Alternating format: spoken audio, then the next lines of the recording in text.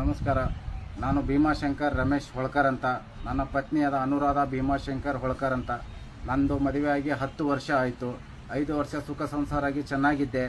ಚಿಕ್ಕ ವಿಷಯಕ್ಕೆ ಕಂಪ್ಲೇಂಟ್ ಕೊಡೋಕೆ ಹೋದಾಗ ಕಂಚಿಗಾರ AS ಆಗಿದ್ದ ಆಲ್ಮೇಲದಲ್ಲಿ. ಈಗ ಪ್ರಮೋಟ್ ಆಗಿ PSI ಆಗಿದ್ದಾರೆ. ಬಾಗೇವಾಡಿ ಟೌನ್ PSI ಆಗಿದ್ದಾರೆ. ಪೊಲೀಸ್ ಸಬ್ ಇನ್ಸ್ಪೆಕ್ಟರ್ ಆಗಿ ಕೆಲಸ ಮಾಡ್ತಿದ್ದಾರೆ. ನನಗೆ ಫೋನ್ ಮಾಡಿ ಧಮಕಿ ಹಾಕ್ತಾ ಇದ್ಲು. ಬೆಂಗಳೂರಿಗೆ ಹೋದ ತಕ್ಷಣ ಯಾಕೆ ಈ ಥರ ಮಾಡ್ತಿದ್ದೆ ಅಂತ ಕೇಳಿದರೆ ಅವಳು ಏನು ಹೇಳ್ತಾ ಇರಲಿಲ್ಲ.